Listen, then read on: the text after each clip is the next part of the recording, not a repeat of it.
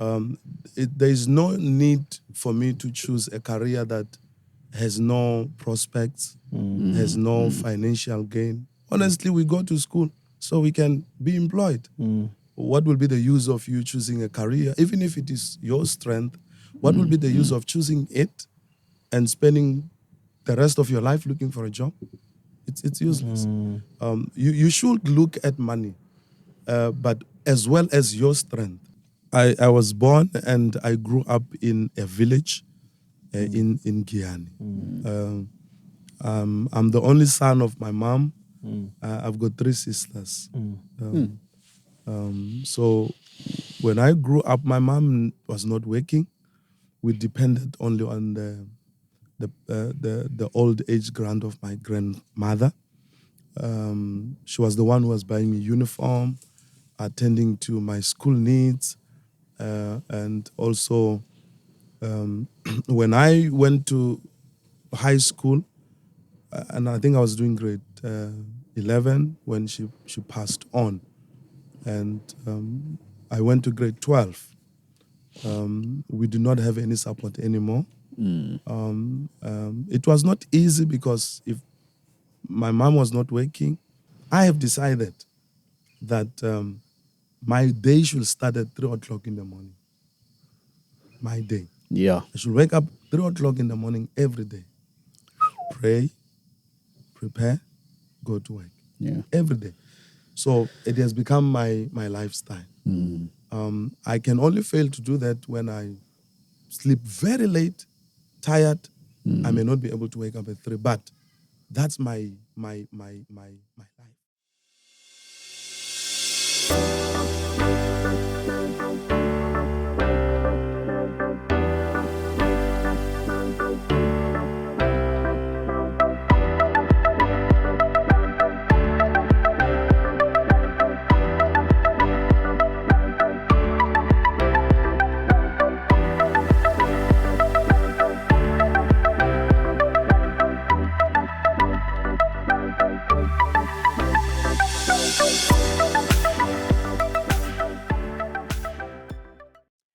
Welcome to Phalaborwa Podcast Corner and good day. My name is Nico Mabaso. Thank you for joining us.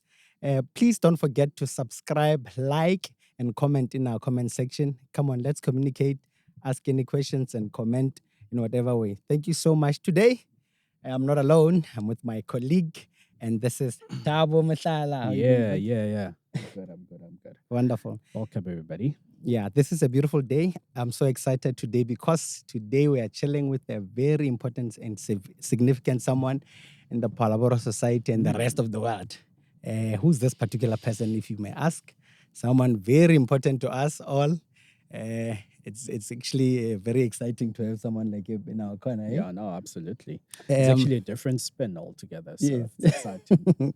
Of course, ladies and gentlemen, wherever you are, help me welcome Pastor and Advocate Bamuza Shirinda. How are you doing, sir? I'm doing well, and how are you? Yeah, we're good. We're very good. Thank you. Thank you. Thank you so much for joining us today. It's again It's very important. We appreciate you, sir. Thank you so much. It's my pleasure. Yeah, you're most welcome. To be here. I'm not used to it, but I agree. Thank you so much. No, of course. I'm sure if I try and want to introduce you and tell people who you are, I mean, I don't think I'll do justice. But with however you can do it yourself. Who is Michabseg Bamuza Shirinda?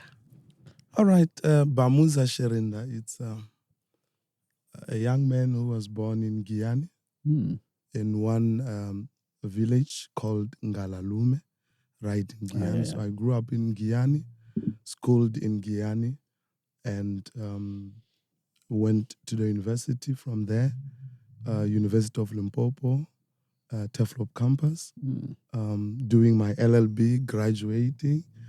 I think it was 2004 when I graduated. It's long now. So became an attorney after writing the board exam and the admission in 2007. Currently working for my own company. I'm the director of B Shirinda Incorporated. That has 2 offices that are here in Phalaborwa, one, and the main office is in Tzaneen. Oh, that's So great. yeah, that's about my career. Yeah. I'm also a pastor. I'm sure it's quite surprising to have an advocate who is a pastor. It's going to make the whole podcast even interesting. Yeah. So I'm a pastor, pastoring the church here in Phalaborwa, in Namakgale, the Resurrected Jesus Christ Church, the church that started in 2012. Yeah, up until now. Married, of course. Yes. Blessed with 3 boys. Oh, that's great. Yeah. I think that's Bamuza Shirinda. Yeah. So, what inspired you to start off, to pursue a career, especially in law, with a big focus on, property law and litigation? It's quite a different mix altogether, and most people often go for either one. But what kind of inspired you to actually go into those and say, "This is what I want to do"? You mean deciding to study? Yeah, and also Or- what inspired you to Yes. go into it? Honestly, I did not want to do law. I think when we were in the high school, we were inspired to believe that you can be an engineer or something that has to do with mining or something engineering. But unfortunately, when I went for my grade 12 exams, I couldn't pass mathematics. Honestly, if I can show you my statement, you'll be shocked. I wrote mathematics, but it's not appearing on my statement. That will simply tell you I wrote nothing. So when I completed my grade 12, then I went to the university seeking for the admission. By then, it was not even a requirement that you should apply online and all these things. Oh, yeah. So I walked straight into the University of Limpopo and seeking for the admission. So I got an advice that in the law degree, there's still a space. So I went for it. At first, I did not like, but as continued studying, I developed the love. And so after completing, I decided, why not try my luck? Let me get into these things and see how it will work. And I'm telling you, I'm sitting here smiling because I took a right decision. That's great. And if you had a second choice, what would it be? Looking at my results or my wish? Well, your wish. My wish. Yeah. I wanted to do civil engineering. Okay. Yeah, that was my first choice. But unfortunately, the results were so bad. And at least I evaluated my strength and went to the career that requires my strength. Unlike, most of the young people, when they complete grade 12, they've got an ambition Exactly. to be this and that. But you are not looking at your strength. Yeah. You go to the university, instead of spending 4 years, you end up spending 7 years. No, absolutely. Because you did not evaluate your strength. So I did evaluate my strength, look at the fact that I'm good in memorizing. I can reproduce a book. So let me just go for the law because law will not change. If it's a particular section, it will remain like that. So I think I looked at my strength and it worked for me. That's very interesting. So I'm curious, advocate, with your own words, what do you think is important? Should one, choosing a career, should one look at their strength or the money? Well, it's. I think both of these can play a role. There is no need for me to choose a career that has no prospects, has no financial gain. Honestly, we go to school so we can be employed. What will be the use of you choosing a career, even if it is your strength? What will be the use of choosing it and spending the rest of your life looking for a job? It's useless. You should look at money, but as well as your strength. I couldn't do anything that has to do with mathematics or physical science because I could see I performed very badly. I'll tell you this. When I wanted to go for that civil engineering and they told me you don't qualify because of this and that, But they said to me, you can bridge, you can do the bridging courses. And I sat down, I said, bridging courses in the university, while I failed the mathematics that I was doing in high school. No, it doesn't make sense for me. Let me just go straight to what is, it's my strength, and that's it. Yeah. Yes. And then you look happy, eh? No, I'm happy. Yeah. I'm happy and I'm free. It's important. Yeah. So what you're saying is that I will say the Lord directed you to what you love. Definitely. Definitely. When I got into it, completing it, it became a passion.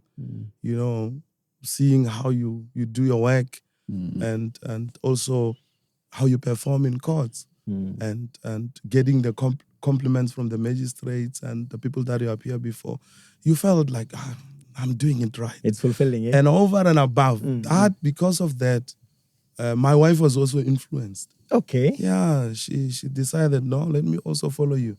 She completed her LL.B last year. Wow. So very soon she will be joining me. So Wow.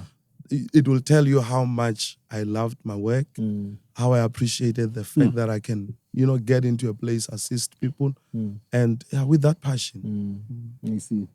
That's very interesting. So from what I gather from what you're saying is, in most cases, we have to understand it's important to focus on what works, even though we've got something that we love in a different area. If it's not working and giving you any yield or gain, then it's pointless.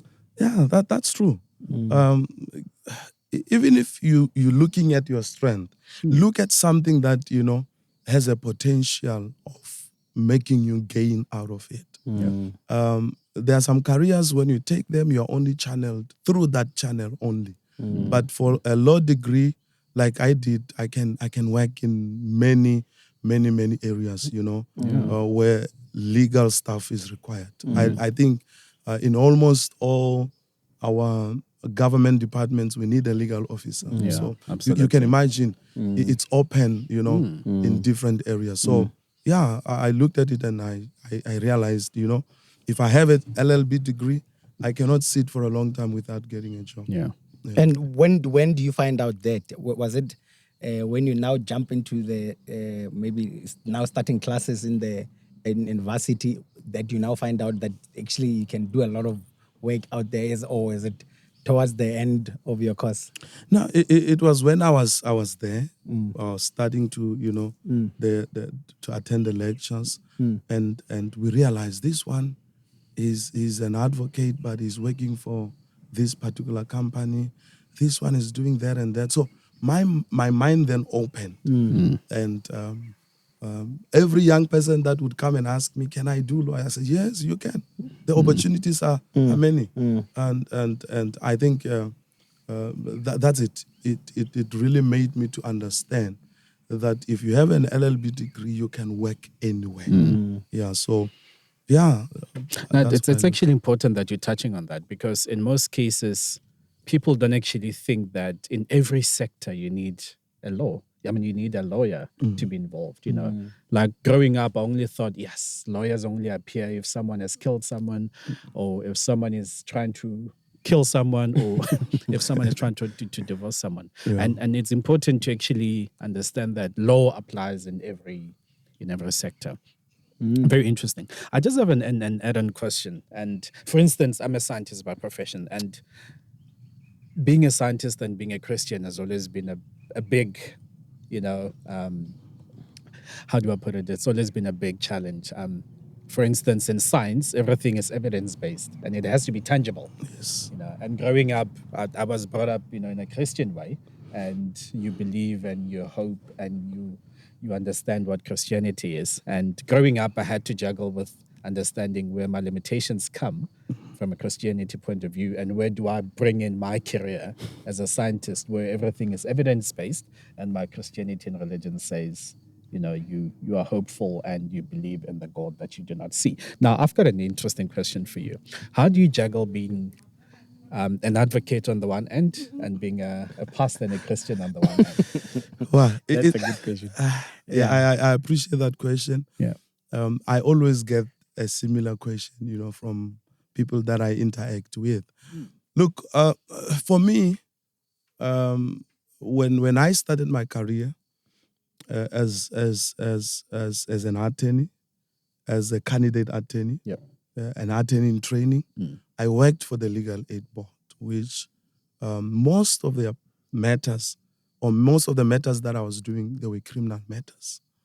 When I got admitted on my first year, I continued working for the Legal Aid Board. But now I was doing, serious cases in the regional courts. That was how I started the career. I loved the litigation. I loved appearing in court until when I realized the call of God in my life, and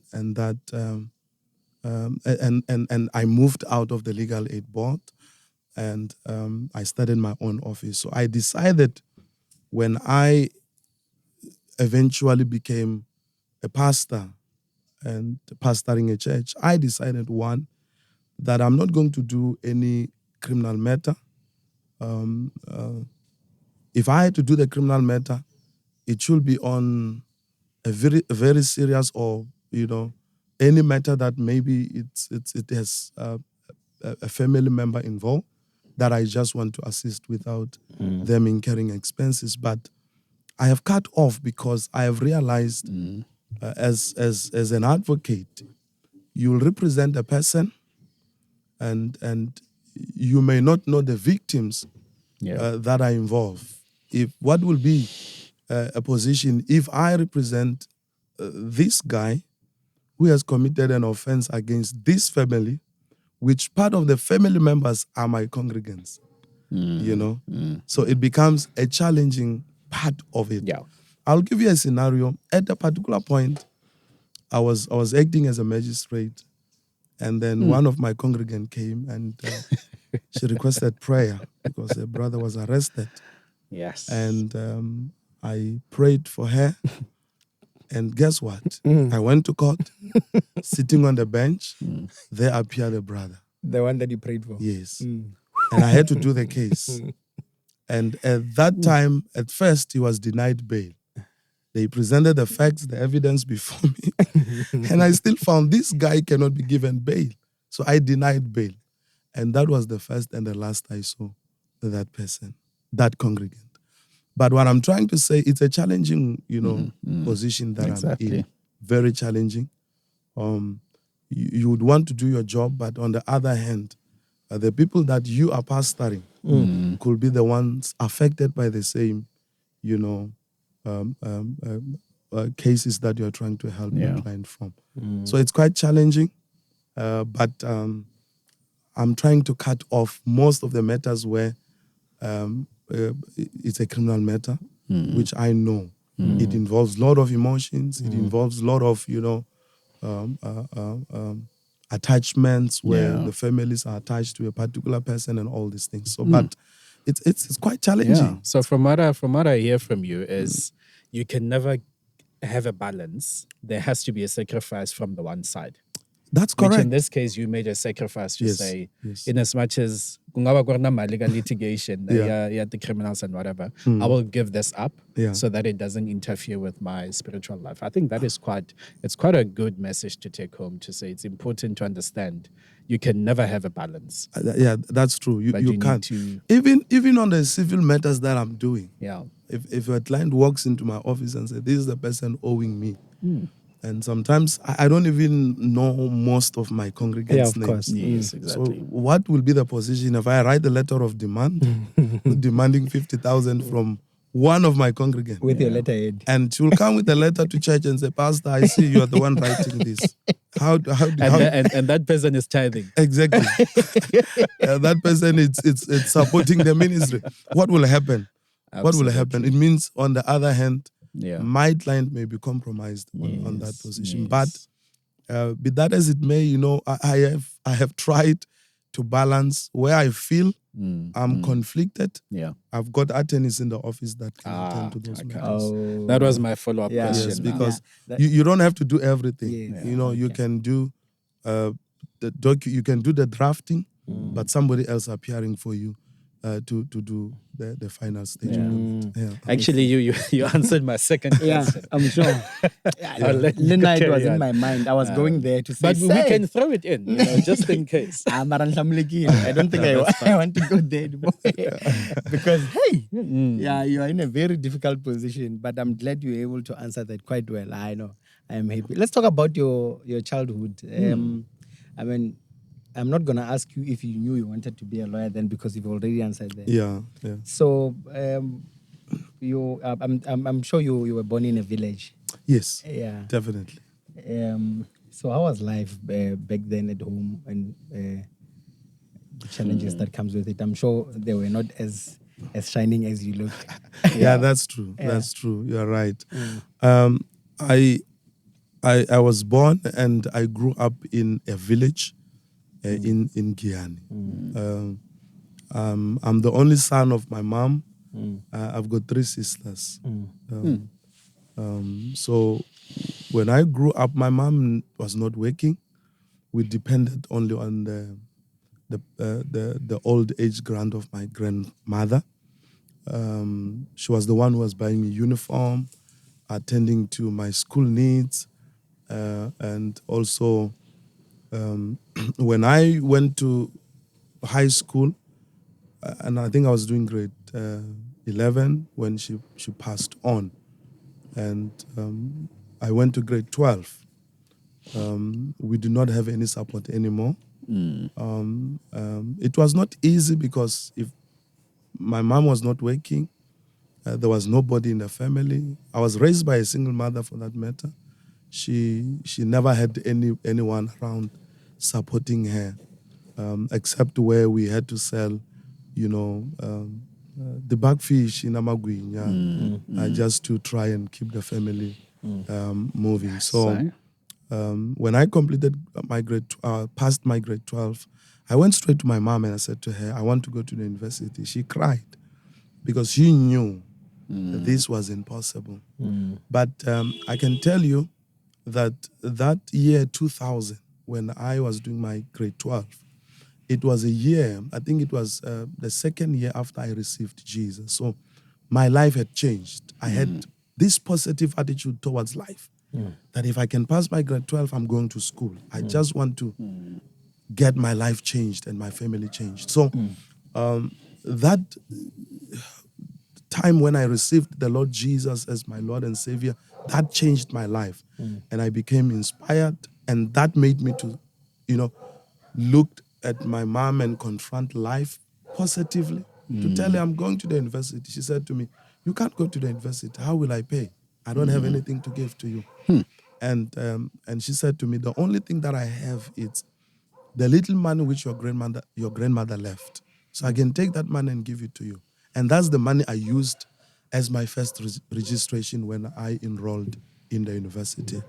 And from there, we used to get this NEFSAs. By then it was called TEFSA.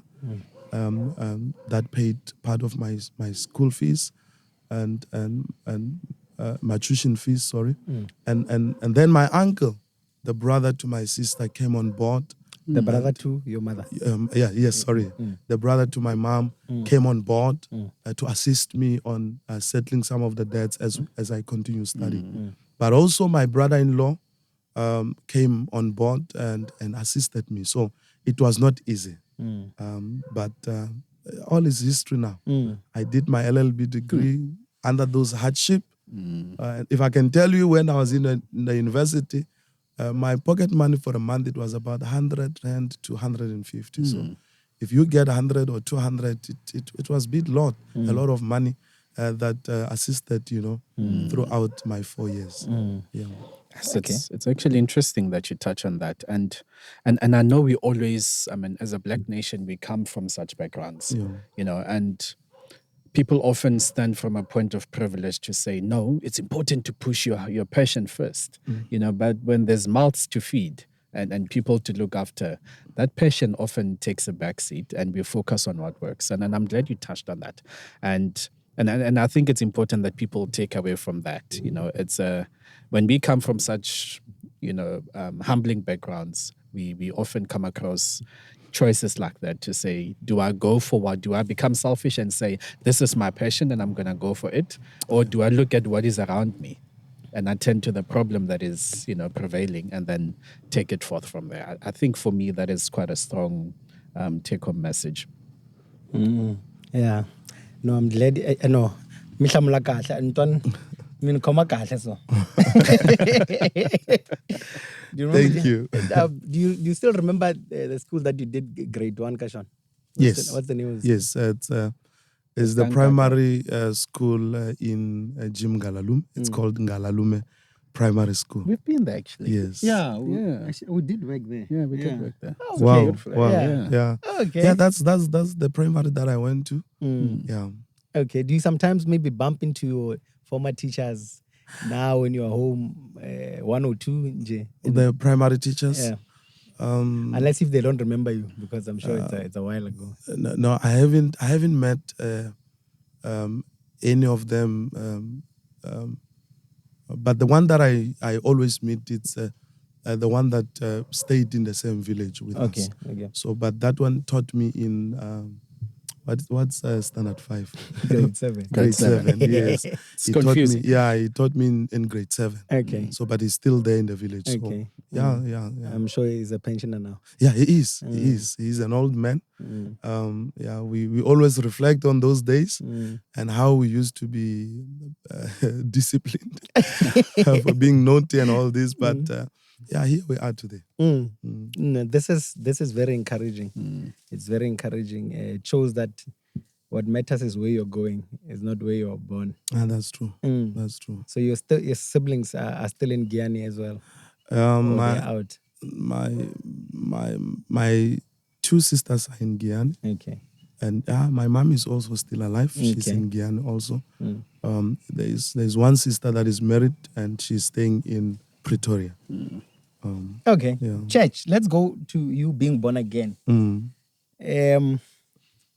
Just out of interest sake, you got born again while you're still in high school? Yes. What is one thing that you remember? High school. I'm sure all of us will have a bit of history in high school. And a name. Yeah, I did something very unacceptable or something that I was not actually proud of In high school. in high school.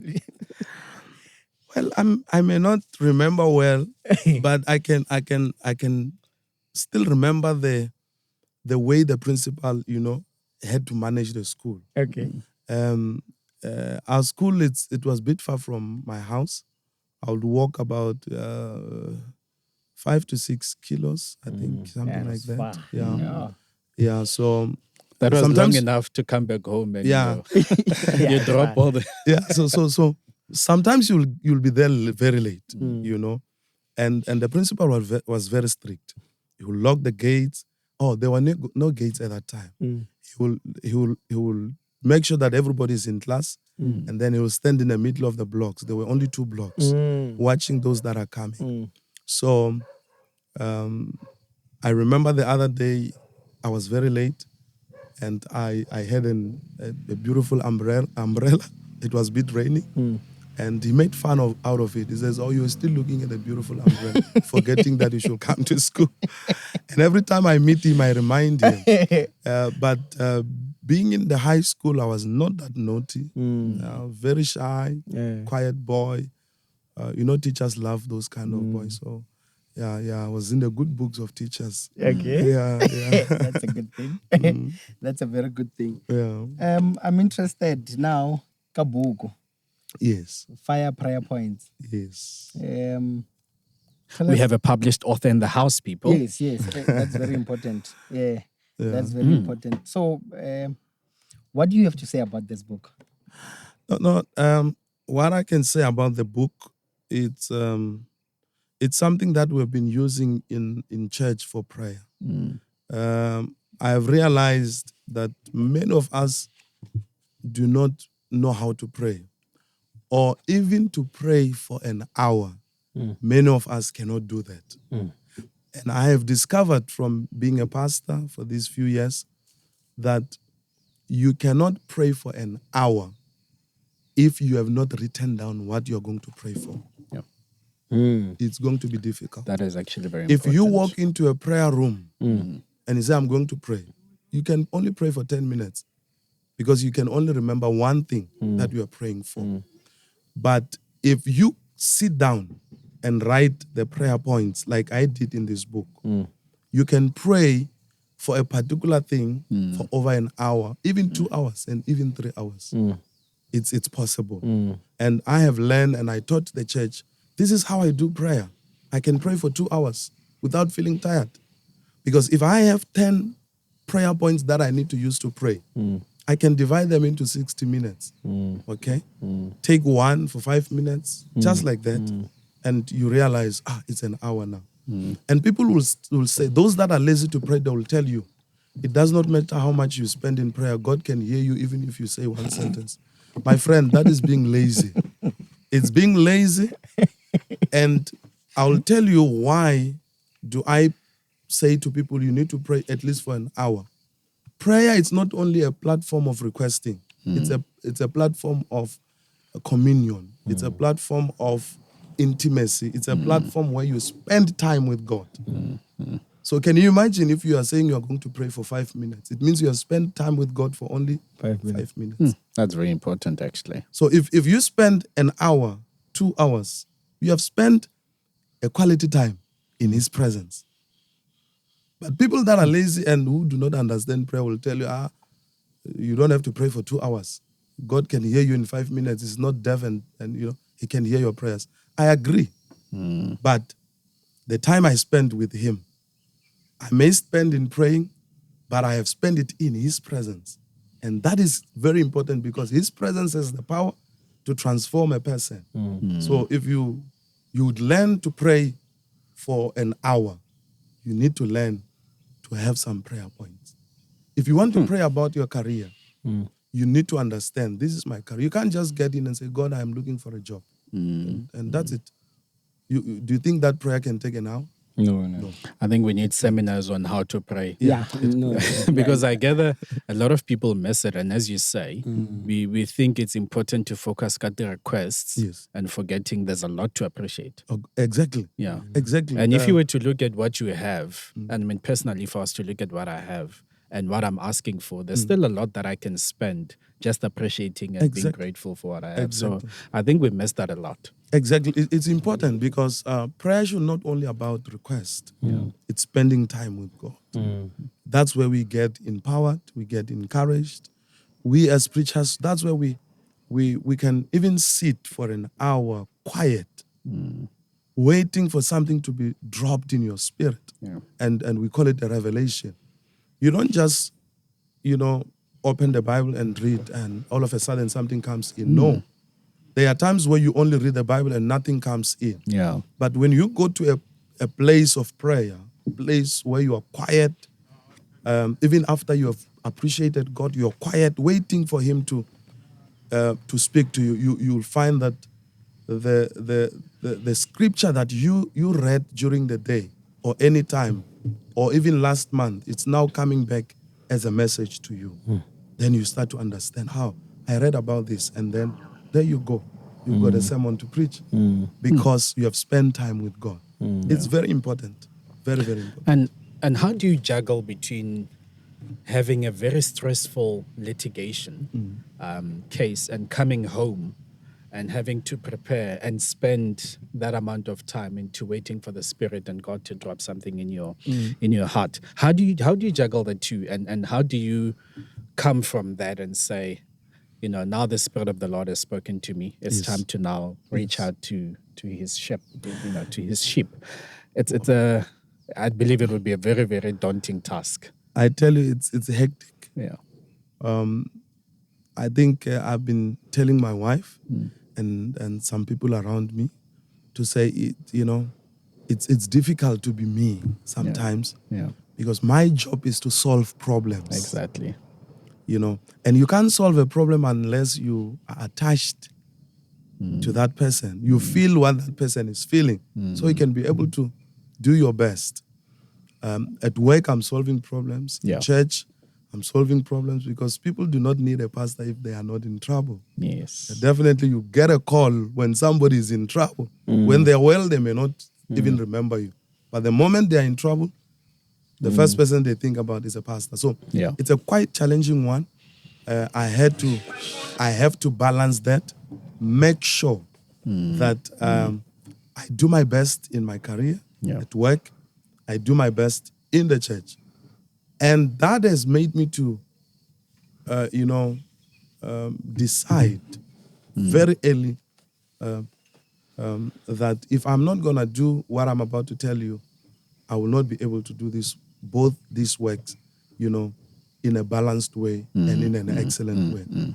I have decided that my day should start at 3 o'clock in the morning. My day. Yeah. I should wake up 3 o'clock in the morning every day. Pray, prepare, go to work. Yeah. Every day. So it has become my lifestyle. I can only fail to do that when I sleep very late, tired. I may not be able to wake up at 3, but that's my life. Yeah. Otherwise, you will not get time to pray. No. You get into the office at 8 o'clock, 9 o'clock, you're in court the whole day. Yeah. And that's it. After work, your kids are running over. They want your time. Yes. Your wife is here. The family is here. You need to spend that time with them. But if you cut off your sleeping hours and make sure that you start your day very early, it has worked for me. Interesting. I'm truly inspired. I really don't know how you do it. And the reason I'm saying that is because being a pastor is very difficult. And I know this because I grew in the same house where my father was a pastor. He's a pastor. And he is a pastor. Yeah. So how do you juggle, at the end of the day, everyone wants a piece of the pastor. Either we want blessings, or we want prayers, or we want to bring our problems to you, or we want to call you at 1 o'clock. Yeah. And all these things. At the end of the day, how do you? I want to say balance, but it's not balance. But how do you deal with all of that? Because there's a lot that's required from you as a human being, as a pastor, and as a father, and as a CEO of a company. Yeah, it's quite challenging. It's in fact difficult. Yeah. But if God has called you, He will give you sufficient grace to do your work, and also help you to meet the demands of the people that He has brought under your wing. Well, at some point, you need to admit as a pastor that you can't help everybody. Do your best where you can. Yes. Help. Be there and do your work. So I've learned that, but I always make sure that if any of my congregants come over and say, I've got a problem, I don't neglect it. I can attend it to a certain extent where I will be able to help. And I've seen it working, but also as a leader, it's also important to delegate, As a pastor, that we've got a lot of work to do. And imagine, you can't be in all places at the same time. So you need to have people around you that you can delegate. Okay, go do this, go and do that, attend to that, attend to this. And I thank God because there are those faithful people around me that are helping me to, to carry the loads. Because that's what the Bible says when Moses was doing all this work alone. When his father-in-law visited him, he said to him, "You will die young. You can't do these things alone." In the book of Numbers, that's actually powerful. You need somebody to help you. And through that advice of getting people to help, God agreed with him. God said to Moses, "Choose 70 elders, leaders in Israel. Bring them to the tabernacle. Let them stand with you. I will come down and take the spirit that is in you, Moses, and put it in them so that they can help you to carry the load." So it is important. So if you are a pastor, you have people around you who have the same spirit with you, who feel, that they are owing to serve God. And by the way, when we serve God by serving His people. We don't serve God by standing on the pulpit. We serve God by serving people. because God has sent us to people. So if you have leaders that are supporting you, then the workload it's lighter. Yeah. But it's quite difficult because what makes it more difficult. It may not be how we do our work. It's leading people. Yeah. Hey. The same people that today are praising you, my pastor, they are the same Yes. people that turn against you tomorrow. Exactly. That's what happened to Jesus. The same people that when he entered Jerusalem on a donkey, they were shouting hallelujah, Hosanna. But when the time of crucifixion came, They were the same they people. shouted in the loud voice, crucify him. Abambiyo. So, okay. Mchavsek, with all that you do, I mean, your life is very busy. You don't have so much time. I want to find out, what do you love doing with your children? With my kids? Yeah. Boys vacation. Okay. That's what we call it in our house, boycation. Okay, boy. This is only boys. Okay. We leave the mother alone. We go the four of us. How many are they? Oh, there are three. Okay. Boys, yeah, that's what I like about. They like it, and I think if I keep doing that as a father, they will not feel the church is taking me away from them, because that's another part of being a pastor. Yeah. If you don't deliberately create time for your family, you may be, you may be in the ministry from January to January, and that also made me to make a decision and tell my wife every year we need to have the vacation of the two of us. Okay. Yeah, away from church, away from people, just the two of us, trying to balance the two, family and church. Yeah.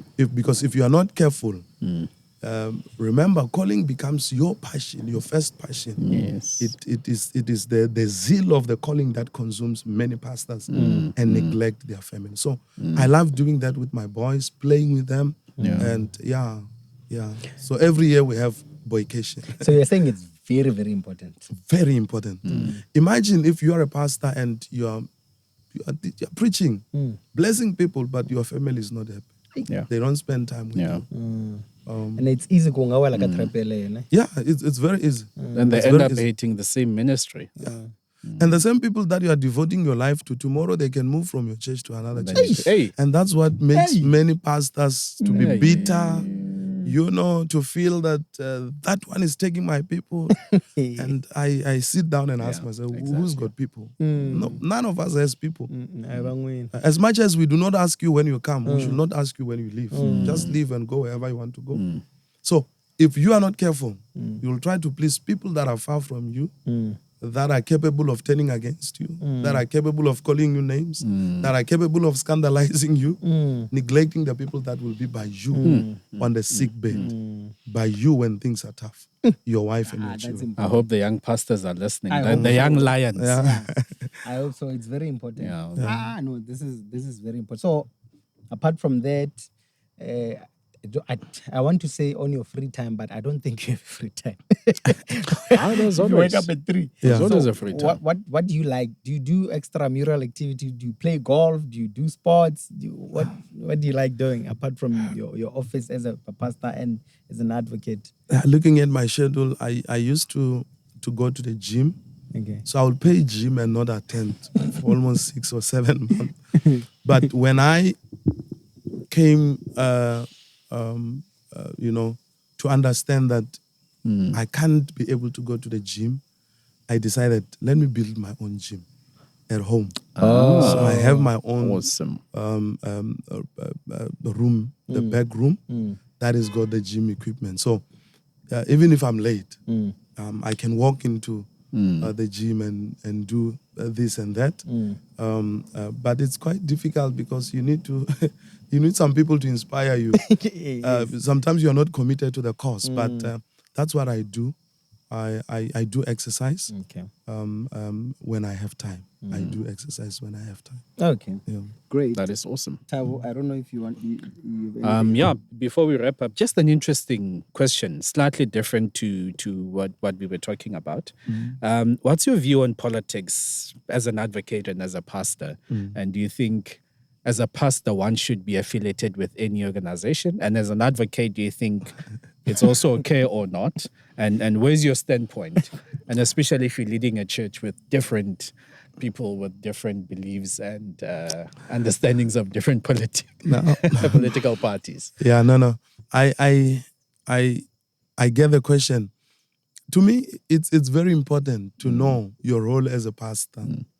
That you are not pastoring only this person. Yes. You've got a number of people that are in your church as a pastor. Yeah. They are the affiliates of this organization or that other organization. You should not make any of your congregants feel uncomfortable when it comes to politics. Yep. About, because and also ensuring that even your preachings should not be for a particular political organization. And I've tried to balance that for many years now. You know that now it's election times. Exactly. Our comrades, our friends, they come through. especially the ANC guys will visit your church now and then. Yeah.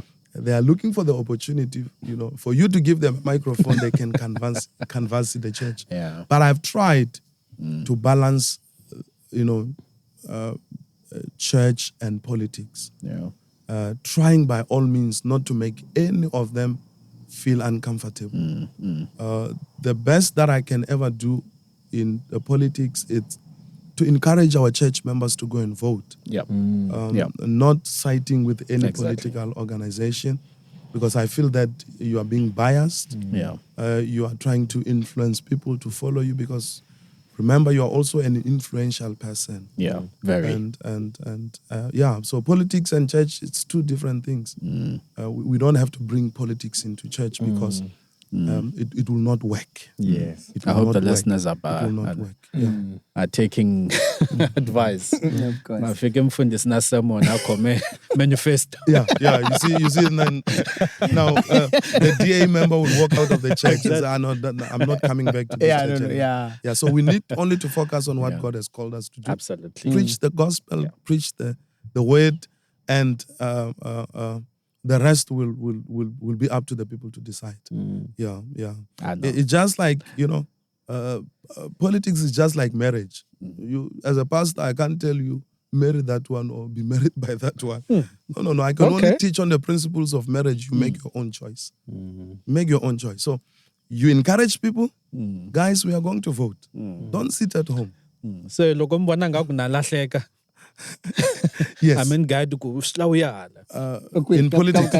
No. That one I can't do because you see, that's a personal choice. He who finds a wife, you must find. I know me. He who finds, you must find a wife. Okay. We can only teach you to decide. Follow up. We can only teach you to decide. But the final call is you. You can only come and say, I have decided that one. And then I can come and help you. Power, straight. Yeah. Do you teach about legal issues that are related to marriage again? Yes, I do. Or is it? Yes, I do. Like I'll teach them about customary marriages. Yeah. The same thing, I'll teach them and I say to them, look, most of you here, you don't know that customary marriage, it's a legal marriage. Yeah. That it's as good as having a marriage certificate in your hand, even if it's not registered in terms of our law. Exactly. For as long as the requirements of a customary marriage are met, that is a valid marriage. And people and if know. somebody decide to divorce you, the divorce must be done in court, not those olden times where two families meet. And that one says, no, I don't want a farm. There must be a proper divorce, even if there was no registration of the marriage. So we need to teach such kind of things. I also taught them about doing wills. Yes. When you die, your will must speak for you. We don't want trouble. If you've got children in the family and outside your family, those children must be catered for. And only if you do a proper will, that will be solved. You see the importance of having pastors who are informed. Yeah. Bafundi bafana baya esikolweni. It's very Bafana important. bahlaya. Definitely they must read. Yes. A leader who does not read is very dangerous to the society. You are right. You're right. You know, when I discovered that knowledge, that if you don't read, you become poisonous, I started reading books. If I can show you my library at home, my personal library, for the books that I study, you'll be shocked. Because I read. And I tell you, most of my sermons comes from the books that I read. Yeah. If I need to teach about leadership in the church, I'll look at what Dr. Miles Monroe says about leadership and then develop my own, leadership model. And that has helped me. If you don't read, you become poisonous. And the more you read, the more you understand your calling and you become open. You start teaching logical teachings. And I tell you, and that has taught me even how to preach. You see, God can call you, but He can't give you the format of your preaching. And that's why you can listen to a pastor, open only one verse, go for 1 hour on one verse. What are you telling us on one verse for the whole 60 minutes? What are you telling us? Yeah. No. No, you can't gather us to give us one verse for 60 minutes. That's not enough. One. Whereas there are a lot of verses that talks about the same subject you are teaching. And you can't, I'm telling you, you can't get that if you don't read. No, that's true. Because that's you can only you can only open in John chapter 3 verse 16. For God so loved the world that He gave His only begotten Son. That verse has a lot of verses that are connected to it. It depends on what are you preaching. It depends on what you are preaching. Yeah, It's important. You listen to a pastor and ask yourself, what was he talking about? Yeah. What was he talking about? I'm telling you, if you read, you learn the logic because a book has an introduction. It has a conclusion. Exactly. So your message, it means when you say you are going to preach, you must introduce your message, give us the content, and conclude. But, my friend, Now it's tough out there. we need different seminars. It's tough out there. It's very tough. So, where can we find the book? Where can our viewers find this book? Okay. This book is available at a church. Okay. We have just opened a bookshop in our church. So it's part of the books that are being sold in our bookshop, right in RJCC in Namakgale. It's 150. Okay. Yeah, so if you want to learn how to pray, you can come and get one. Even if you don't pray the prayers that I've put here, but at least it will change the way you should do your prayer. As I'm saying, prayer need to be taught. The disciples said to Jesus, after they watched Him pray, when He returned to them, they said to Him, Lord, teach us how to pray. So prayer can be taught. And prayer, it's not only the Lord's Prayer that is there, that we need to pray. You can imagine when Peter was arrested and he was in prison in Acts chapter number 9, what kind of prayer, or chapter 12, I can't remember. What was the prayer that was offered by the church? Because verse 5 of that chapter says, prayers was made for Peter without ceasing.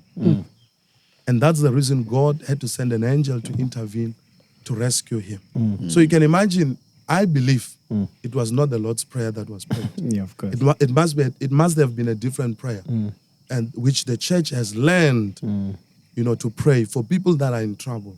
So this book has different kind of prayer points that you can look at, and I tell you, you will never go wrong. Like in chapter 4, I'm talking about my destiny shall not be diverted. You pray that, God, whatever you brought me here on earth to do, let me do it with excellence. I don't want to come here and look at others, achieving and making it in life. I want my destiny. What have you brought me here to do? You pray for that. You don't just wait and say, God knows. Yeah. One day it will happen. Pray to it. Yeah. Maybe some evil spirits or powers took what God has made just for you, because we learn from scriptures that the kingdom of darkness, the kingdom of Satan, it's on earth. He's the ruler of this earth. He has that authority. So he can stop anything that concerns us. So I think if we can learn to pray, many things that we are not happy with, if we develop prayers, I see that God can make a way, because most of these prayers have worked for me and for the church. Yeah, thank you so much, Pastor. And it's very inspiring, and we're quite honored to have you on our platform. Just one question, what's your advice on someone who's coming up and they're young and they've made a choice to say, I want to pursue a career in the legal fraternity or a sphere of things, and what would be your advice to them? And most importantly, from your experience and what you've learned over time, what would you say to them? I'll say to that person, if it is your choice and your desire, go for it. LL.B degree has a lot of opportunities. You can work anywhere. You can it will be easy for you to get a job. By the way, legal profession is called a noble profession. It's it's a well-respected profession. So I'll encourage, more especially women. We've got few women that are in this profession. So I'll advise every young person, if you feel you can do it, and it's your desire, go for it. It's possible. You can make it. If you have any question, we are around. You can get our contacts to call, and I can give any advice concerning this profession. So I'll advise you. It's not a wrong profession. It's a good choice. Opportunities are many. So, yeah, you're welcome. Most especially, as I said, women, you're welcome. Really need more women in this profession. And you can make it. Thank you so much. No, we appreciate that. And it's important, as the pastor has mentioned, we need representation. So if we can get as many as females that we can in the sector, that would be great. And I think that will actually help alleviate a lot of the problems we have today. Because we do not understand each other quite well, and if we can have representation, that will actually help to get a lot of these judgments that come at the end of the day to be balanced. So we're grateful. Mfundisi, an advocate, I think that's all we have time for. I feel we have a lot to deliver. Unfortunately, it's time we do not have. But we thank you so much for coming to our corner. And we believe we'll have you again. And before Namga Alka. No. I will not. Because this is also an opportunity for me to share my story. Exactly. Believing that one young person somewhere will be inspired to look at it and say, if this guy has done it from a poor background to be where he is now, I can make it. Yes. And I think that's very important. Yes, indeed. It's part of plowing back, to our communities. Yes. I love doing that, because even in church, sitting down with young people, trying to instill that desire to succeed, to make it, it's important. It's important. That's the best we can do. We can take our kids to very expensive schools, but if this boy has nothing inside of him, I'm telling you, are wasting your time. So the best thing is to instill that positivity, that zeal to make it. And you'll see your child will go to school with that mentality that this is what I want. This is where I want to go. And I think this is part of what can get into one young person somewhere in Makusha and in Mashishima, Exactly. Mumula, right in that village, saying, you can do it. You can make it. Now, we appreciate you, and we appreciate for taking some time off to come and sit and talk to us. We know it's not an easy thing to do, and also to just take away time that could have been invested in other things. But we're actually grateful that you took that time to invest in us as young people. But most importantly, as Christians, to remind us the importance of praying and how to do it. Yes. But most importantly, that we build a relationship with God. And I think for us, that is a big take-home message from this session. And we are eternally grateful for that. Advocate, so where can people find you if they need assistance? Now. Okay. Okay. Let me also, maybe to clarify this title of an advocate, in the legal profession, we've got advocates and lawyers. So generally in our community, we call all lawyers advocates. But advocates are different individuals in the legal profession. Personally, I am an attorney, admitted as an attorney. It's attorneys that are admitted that are entitled to practice for their own accounts. But recently also advocates are allowed to do. But as an attorney, if you need any legal representation, our offices are here in Phalaborwa, 23 Hardekwal Street. It's B Shirinda Incorporated. We also have an office in Tzaneen, in the, unit number 5, 3rd Avenue, Medipark in Tzaneen. So that's where our offices are. Our contacts for the office, both Tzaneen and Phalaborwa, it's one landline. If you call, it will direct you. Do you want the Tzaneen office or you want the Phalaborwa office? But it's 015-307-3545. 015-307-3545. Thank you so much. Okay. Thank you so much. Thank you so much for coming. Tibos, thank you so much for this. Yeah. It's been nice being a co-host. One of my very few things that I do, but it's exciting. Thank you for having me. I'm learning as we go. Sure. Thank you so much. People, please don't forget to subscribe, like, and comment. If there's anything that you want to ask our guest, you're most welcome to type there and ask, and they will answer. Thank you so much for watching. Let's meet again on our next episode. Cheers.